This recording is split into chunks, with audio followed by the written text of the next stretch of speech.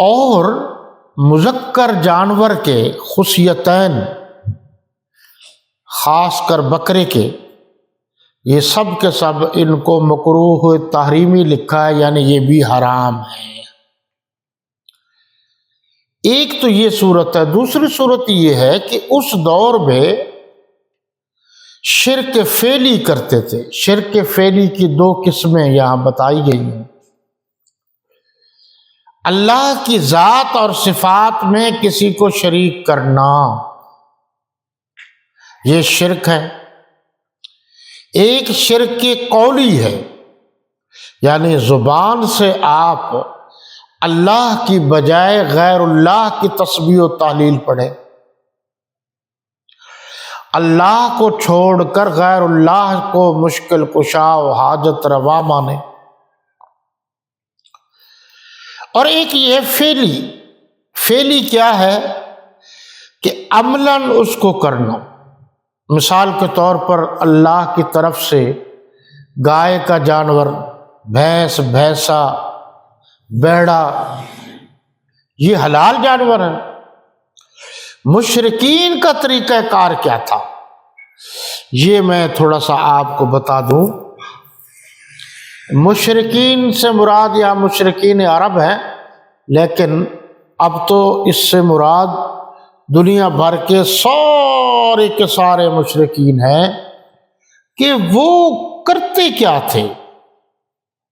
وہ جناب بہت کچھ کرتے تھے۔ یہ مختصراً جو لکھا گیا ہے، آپ اس پر بھی غور فرمائیے گا کہ مشرکین عرب کی میں یہ رواج تھا، یہ بیماری تھی کیا کہ گمراہی میں وہ تھے کہ آسمانی اللہ کی طرف سے جو چیزیں حلال ہیں ان کو حرام کر دیتے تھے، کہ کچھ جانور اپنے بتوں کے نام مخصوص کر دیتے تھے۔ ہوتے تو وہ حلال تھے، اپنے بتوں کے نام وہ جانور مخصوص کر دیتے تھے، اور جو جانور مخصوص کر دیتے اس کا اعلان کر دیتے۔ پھر وہ اگر وہ جانور مؤنث ہوتا تو وہ کبھی اس کا دودھ نہیں پیتے تھے، اور وہ کھلے ہوتا تھا، جہاں چاہتا تھا جو چاہتا تھا کھاتا پیتا تھا وہ جانور۔ جیسے آپ نے انڈیا میں گاؤ ماتا کو دیکھا، کوئی پابندی نہیں تھی، جہاں اس نے منہ مار لیا وہ کہتے تھے باعث برکت ہے، کوئی اس کو روکتا نہیں تھا۔ انہوں نے اس جانور کی نسبت غیر اللہ بتوں کی طرف کرنے کے بعد یہ کہا کہ یہ اب اس کا دودھ اور اس کا گوشت ہم پر حرام ہے۔ تھا تو وہ حلال، لیکن انہوں نے خود بنا دیا، تو بتایا گیا کہ یہ غلط ہے۔ سورہ انعام میں انشاءاللہ اس کی تفصیل آئے گی۔ اور وہ کچھ جانور ایسے تھے جو حرام تھے، یعنی غیر اللہ کی طرف ان کی نسبت کی ہوئی تھی۔ جانور تو حلال تھے بیسکلی، غیر اللہ کی طرف جب نسبت کی ہوئی تھی تو وہ حرام ہو گئے۔ اب آپ سوچ رہے ہوں گے کہ جانور تو جانور ہے، حلال کیسے حرام ہو گیا؟ آپ بتائیے کہ ایک گھر میں بکری کھڑی ہے، وہ حلال ہے؟ اگر کسی نے چرا لی ہے تو چرانے کے بعد وہی بکری حرام ہو گئی کہ نہیں؟ دیکھو نا، کسی کے جیب میں رزق حلال ہے، کسی نے ڈکیتی کر لی، چوری کر لی، جو مال اس کی جیب میں تھا حلال تھا، جب اس چور اور ڈکیتی نے غصب کر کے وہ چیز لے لی تو وہی چیز حرام ہو گئی۔ جانور کے حلال ہونے پر کوئی اعتراض نہیں ہے۔ اگر جانور کو چوری کر لیا جائے گا تو وہ جانور آپ ایک مرتبہ کی بجائے 7 مرتبہ بسم اللہ اللہ اکبر پڑھیں تو حرام ہی ہوگا۔ کسی کی چیز آپ نے زبردستی چھین لی ہے، وہ آپ کے لیے یا ہمارے لیے تو حلال نہیں ہو سکتا۔ اس گہرائی کو سمجھیں۔ ہوتا یہ تھا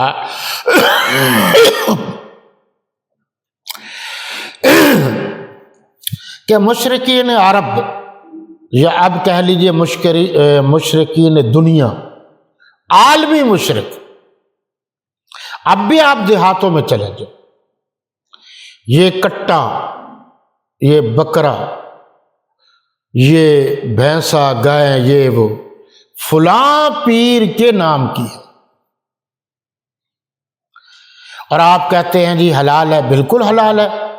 جب آپ نے پیر کے نام کی طرف منسوب کر دیا اور یہ کہا آج کے بعد اس کی خدمت زیادہ کرو باقی جانوروں سے، اس کی تکریم کرو، اس جانور کی وجہ سے وہ بزرگ، وہ نیک آدمی، وہ پیر جو ہے وہ ہمارے قریب ہو جائے گا، ہماری مشکل میں کام آئے گا۔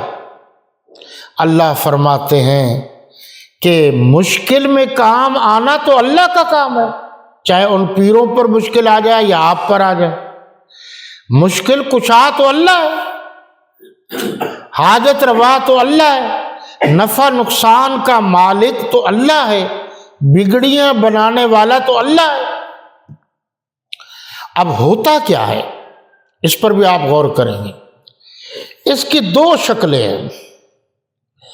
وہ پہلے اعلان کر دیتے ہیں کہ یہ جانور ہم نے فلاں پیر کے نام پر منسوب کیا ہوا ہے، فلاں دن ہم جائیں گے فلاں دربار پر، اس جانور کو ذبح کریں گے، آپ ہمارے ساتھ چلیں، وہیں کھائیں گے وہیں پیئیں گے، اس سے پہلے نہیں۔ اب جو قابل غور بات ہے، جس پر اکثر لوگ کہتے ہیں کہ یہ جھوٹ بولتے ہیں، تو آپ بات کو سمجھیے۔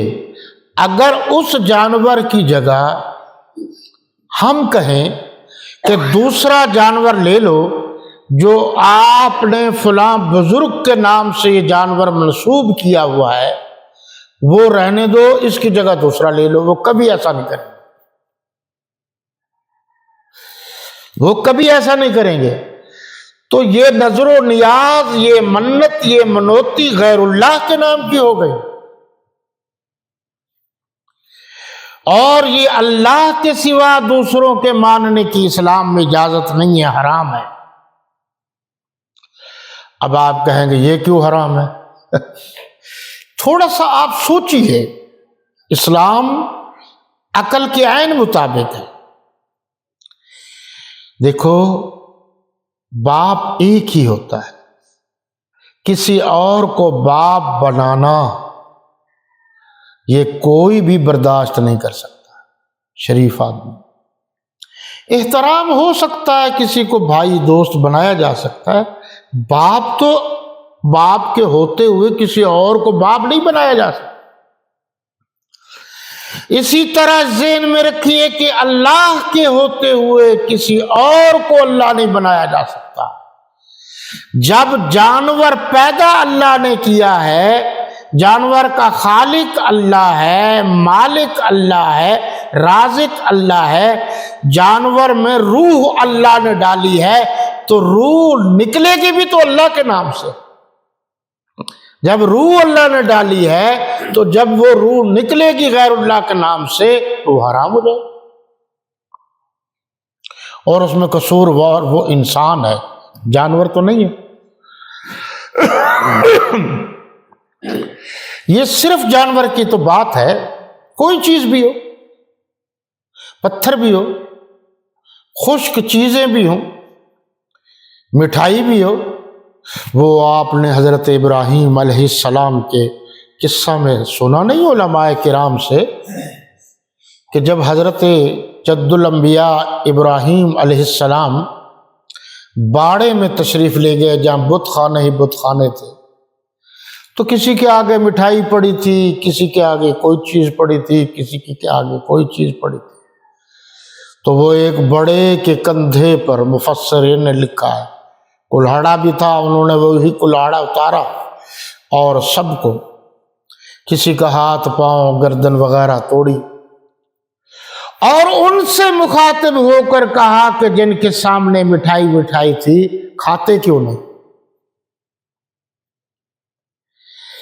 اور اگر کسی نے وہ مٹھائی اٹھا لی پھر وہ روکتے نہیں،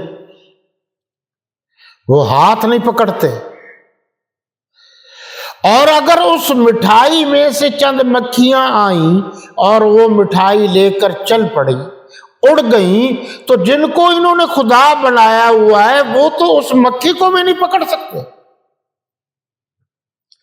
یا ایھا الناس ضرب مثل فاستمعوا له، غور سے سنو، ان الذین تدعون من دون اللہ لن يخلقوا ذبابا ولو اجتمعوا له